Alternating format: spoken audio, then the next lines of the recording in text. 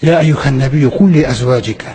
Ей, пайғамбар, айтшы жұбайларыңа, ва банатика, қыздарыңа, ва нисаил муъминин, анау муъмин ерлердің барлығының әйелдеріне айтшы. Юднина алейхинна мин жалабибихин. Ана кимешек жаулықтарын үстілерінен бүйтіп киіп, басы ғана қалатындай қараңыз. Төмен қарай, төмен етегіне дейін сүрсін деген. Бұл сахабалардың заманында осы нәрсе түскен кезде ансарлардың бүкіл әйелдері дереу бір азғантай уақыттың ішінде жаңа бұйрықты орындап жіберген ғой.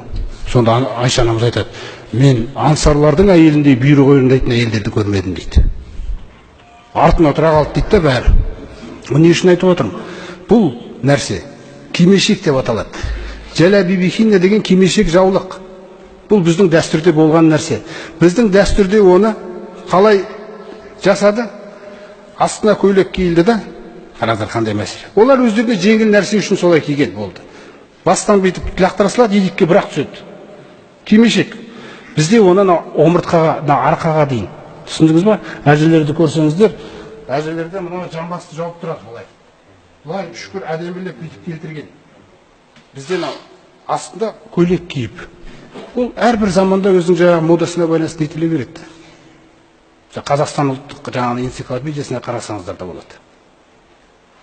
Қарт әйелдер киеді. Жаңағы айналасындағы тігісі қызыл дегендей мәселе. Сосын тігісі жаңағы ақ. Орта жастағылар дегеніміз. Ана тігісі сары. Келіншектер дейді. Көрдіңіз бе қандай мәселе? Келіншекке, қараңыздар, келін болып түскен қызға әуелгі кимешек кигізу рәсімі алғашқы қонақасымен бірге орындалған дейді. Түсіндіңіз бе?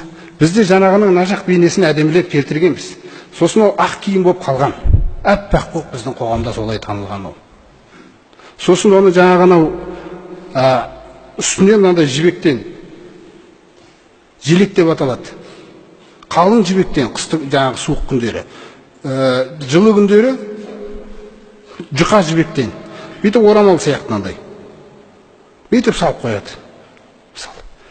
Бұның барлығы болған нәрсе. Тек мына Совет үкіметі келген кезде Абай атамыз айтады ғой, ана Совет үкіметі келгеннен бері өзі дәрул харп болған біздің еліміз дейді.